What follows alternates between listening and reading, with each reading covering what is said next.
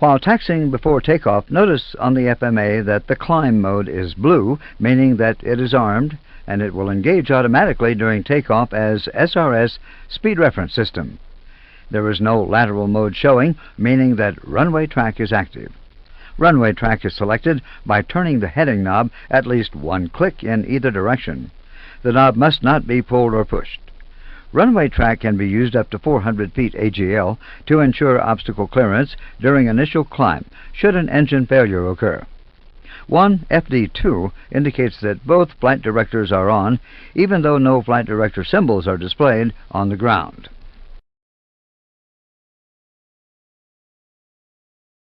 Also notice the box corners toward the edges of the ADI and the Maltese cross in the center. These symbols appear after engine start and are used during the flight control check. The cross is the side stick command indicator, what the stick is commanding in pitch or roll. The box corners are stick command limits. The center of the cross should not exceed these limits when performing the flight control check. The ground roll guidance command bar also appears after engine start, when either toga or flex is selected, and provided there is an operating localizer on the takeoff runway selected in the MCDU. It replaces the FD vertical bar and is used during takeoff and rollout for assistance during low visibility. All of these symbols disappear after takeoff.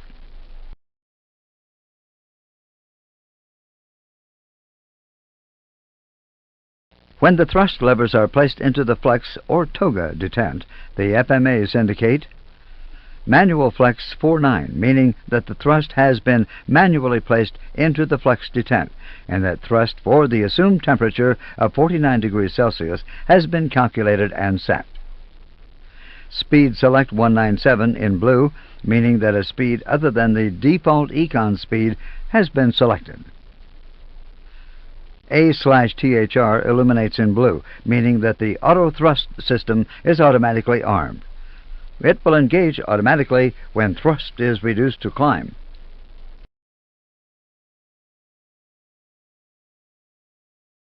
The FMA also shows SRS as the vertical engaged mode.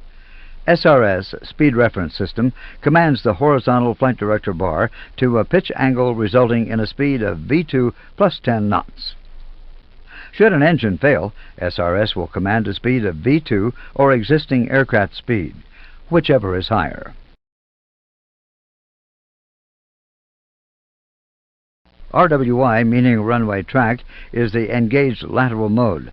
Runway track is selected by simply turning the heading knob one click in either direction while the aircraft is on the ground. The heading knob must not be pushed or pulled. Runway track can be used up to 400 feet AGL to ensure obstacle clearance during initial climb in case of engine failure.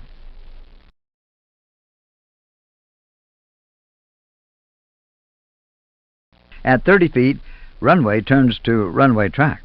This mode provides lateral guidance on the extended runway centerline based on the track memorized during the takeoff roll. The autopilot may be turned on at 100 feet AGL, provided SRS has engaged. If it has not, the autopilot may not be used until 500 feet AGL. At 400 feet AGL, the aircraft must be put into the heading mode. This is accomplished by pulling the heading knob on the flight control unit.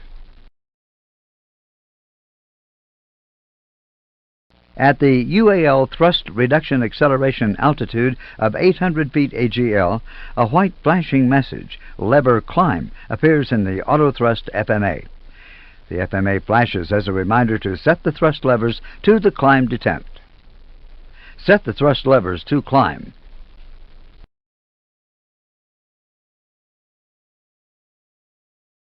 Thrust climb illuminates in green in the auto thrust FMA column, and auto thrust turns white in the engaged status column.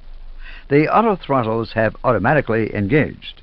The system is in the thrust mode and commands max climb thrust.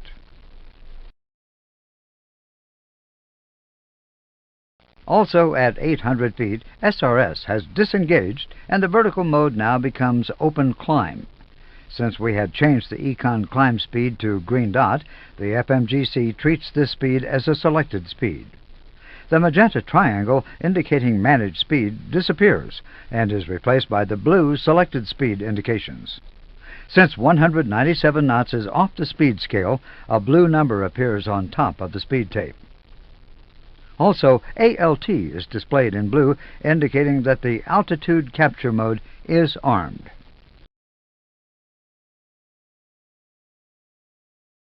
The aircraft now begins to accelerate to green dot speed. 60% of the power is used to increase speed and 40% to maintain climb.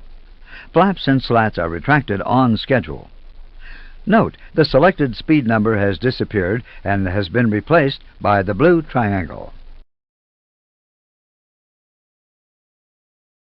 At 3,000 feet AGL, the aircraft is returned to the managed speed mode by pushing in on the speed knob. Push in on the speed knob.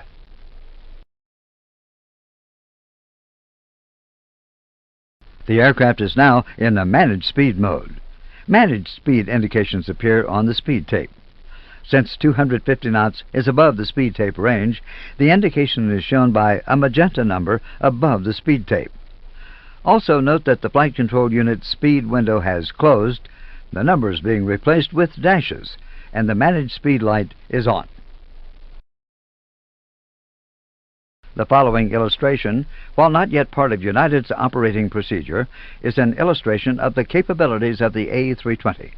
While there are plans to incorporate procedures like these into the manual, at the present time the most restrictive altitude must always be set on the flight control unit. The flight plan contains a SID, which was loaded into the FMGC during initial setup. The SID has an altitude restriction of 8,000 feet, as indicated by the magenta dot on the MCDU. Pressing the Constraint button on the EFIS control panel will display the restriction on the ND, whether it be a speed, altitude, or time restriction. Press the CSTR Constraint button.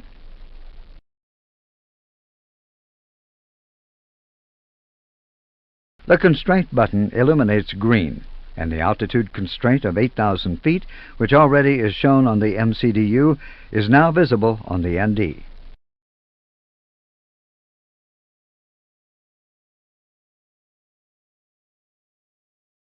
We are airborne and level at 4,000 feet.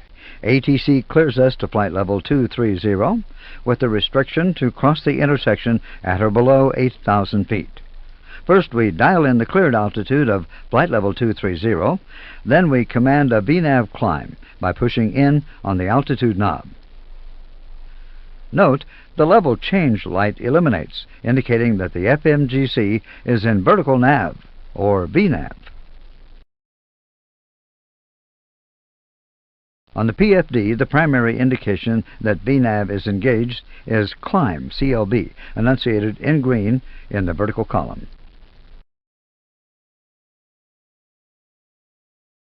The FMGS has predicted that it will reach the VNAV constraint altitude of 8,000 feet before reaching the intersection. This is indicated by the magenta level point arrow. On the PFD, the ALT in magenta on the FMA and the target altitude 8,000 in magenta on the altitude scale indicate that the FMGC will level off and capture this restrictive altitude constraint. The aircraft is now approaching the altitude constraint. The altitude constraint mode automatically engages as indicated by the FMA. On the altimeter, the magenta target altitude indicator is moving downward.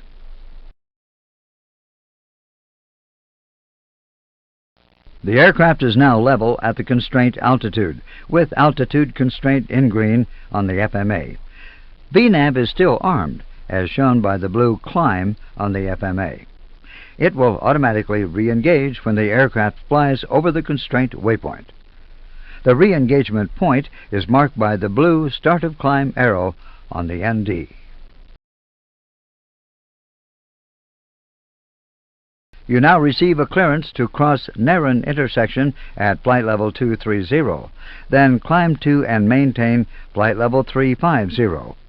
After entering the constraint into the FMGC, the system predicts reaching flight level 230 before crossing the waypoint, as indicated by the magenta level arrow. The system automatically reverts to the thrust climb mode, and the new constraint becomes the target, ALT and 23,000 in magenta.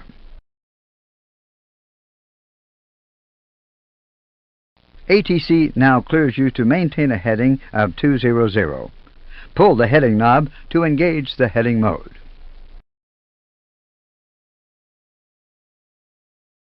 On the FMAs, climb is replaced by open climb, and the magenta altitude has been replaced by blue altitude in the vertical column, and heading has replaced nav in the lateral column. On the ND, the solid green line now indicates the aircraft track line, and the dotted green line is now the FMGS flight plan.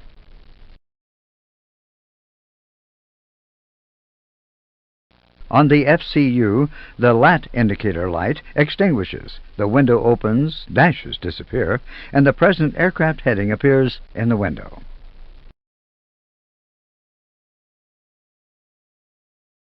When the heading mode was engaged, VNAV automatically disengaged and the FMGC automatically reverted to open climb mode. ALT magenta reverted to ALT blue, and the magenta 23,000 changed to blue 35,000.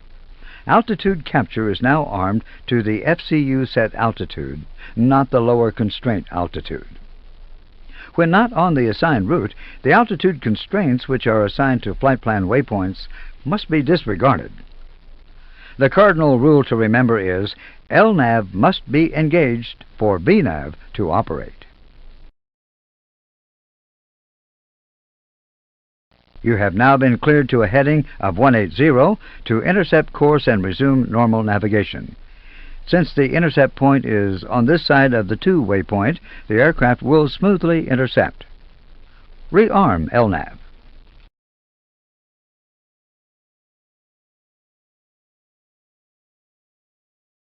Nav is now armed on the lateral FMA, blue. On the FCU, a white dot in the heading window indicates that Managed Nav is armed.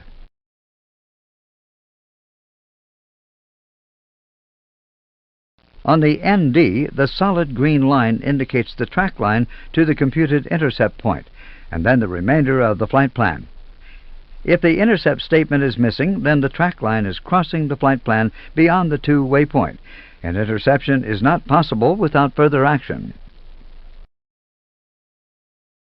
When the aircraft closes with the intercept point, the nav mode automatically engages, as seen by the indications on the FCU and on the FMA. VNAV is available again, but since there are no more constraints, it is not necessary to re-engage it. Climb and open climb will now perform the same function. Passing through the transition altitude, a yellow flashing STD message appears below the altimeter. The FMGC does not know 29.92 as anything but a QNH barometric setting. Therefore, the barometric set knob on the EFIS control panel must be pulled to set standard, STD. Pull the baro set knob.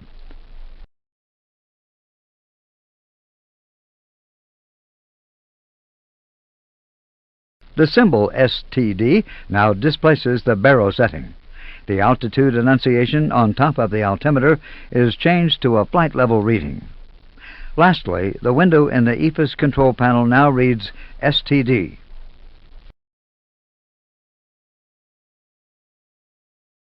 You are re-cleared to flight level 290, and now ATC advises that 290 is your final. Since it cannot take radio calls, the FMGS assumes that you will continue the climb to flight level 350 and is therefore still in the climb phase, as shown on the MCDU performance page. You have to change the cruise level on the MCDU progress page. Select the progress page. Changing the cruise flight on this page will allow the system to go into the cruise phase. The cruise Mach will be adjusted to its optimum value, which will maximize fuel consumption. The new flight level is already typed into the scratch pad. Insert the new flight level. The vertical mode has changed to altitude cruise, and the MCDU page has changed to cruise, indicating that the autoflight system is now in cruise mode. The aircraft has now reached the point of descent. ATC has cleared you to flight level 270. Since it is a 2,000-foot step down, you decide to descend slowly, selecting minus 1,500 feet per minute on the FCU vertical speed and pulling the knob. Auto thrust is in speed or Mach mode. The autopilot is controlled by a selected vertical speed. In this instance, the selected vertical speed has priority over the auto thrust speed mode. This means that if too high a vertical speed is selected, the autopilot will pitch the aircraft down to track the vertical speed target. Even though the autothrust will command idle, the airspeed can increase significantly, even into the overspeed range. You have been cleared to 10,000 feet. Disregarding the econ descent, you have selected 10,000 on the FCU and pulled the altitude selector. Thrust idle indicates that the FMGC will maintain the thrust at idle throughout the descent. The autopilot flight director is in open descent mode. This means that the autopilot commands the pitch so as to maintain the target speed of 280 knots all the way down to the FCU selected altitude of 10,000 feet.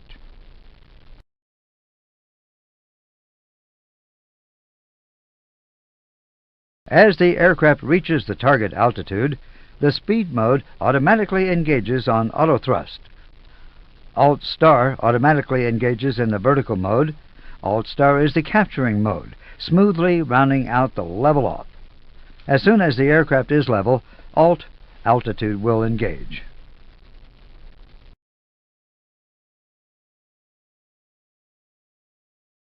We have descended to 2,000 feet and are still in the nav mode with managed speed engaged. To prepare for the approach, we need to put the system into the approach phase of flight. This is accomplished by selecting the performance key on the MCDU. It automatically displays the active phase of flight, descent. Note, the prompt at line select key 6 left, activate approach phase. Activation gives us automatic speed control if speed is in the managed mode, green dot if clean, S speed if flaps 1, F speed if flaps 2 or 3, and V approach if flaps are full. If you are still some distance from the airport and wish to activate, the use of selected speed is recommended to prevent being 40 miles out at green dot.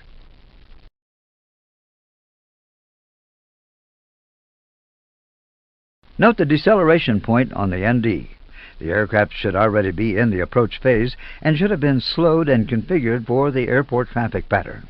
If it is not, activation will automatically occur when crossing the deceleration point below 7,200 feet AGL in a managed nav mode.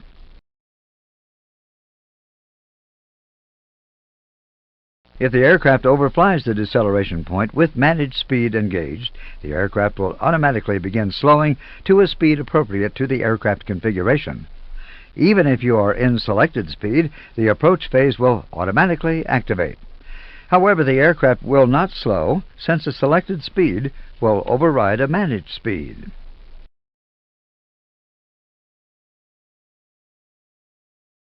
You are flying an intercept course toward the ILS and have been cleared for the approach. Display the ILS raw data.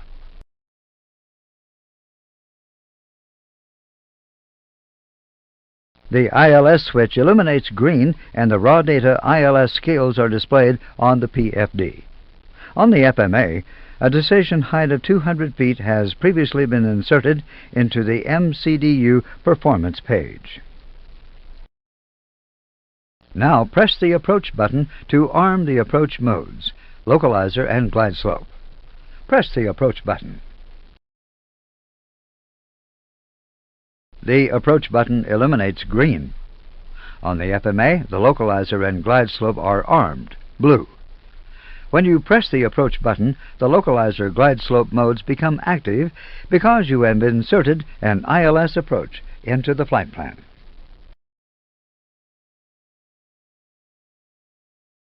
To accomplish an auto-land, at least one autopilot must be engaged. For complete redundancy, the second autopilot should be engaged.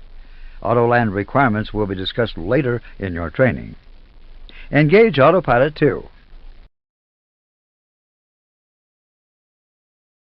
Both Autopilot 1 and Autopilot 2 are now on, and the approach capability is Cat 3 Dual. This ensures the highest possible redundancy level, and thus the lowest possible approach minima. The aircraft is now at green dot. Once the aircraft is 10 knots below VFE next, the amber dashes at 230 knots, the flaps can be selected to 1, and the aircraft will decelerate toward S speed. On the PFD, you can notice that the loc deviation symbol is centered, meaning that the aircraft is established on the localizer. Loc capture is indicated in green on the FMA. At S speed, flaps were extended to 2, and the aircraft began slowing to F speed. Since the glide slope has broken case, we will extend flaps to 3. The glide slope was captured at 2,000 feet with flaps 3 extended. We have successfully set the gear down, flaps full, go-around altitude on the FCU, 2,500 feet.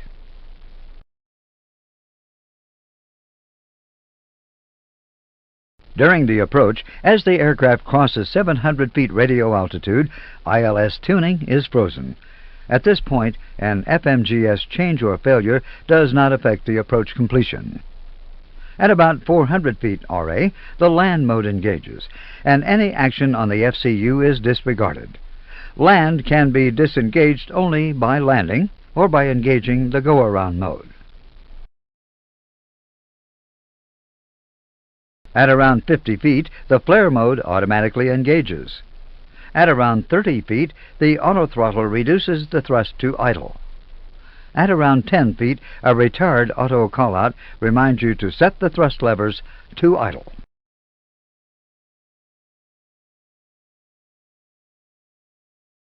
At touchdown, the rollout mode automatically engages, and the ground roll command guidance bar is displayed on the PFD. The autopilot tracks the runway centerline using the localizer signal. Use reverse thrust and brakes as required. Switch autopilot off at low speed.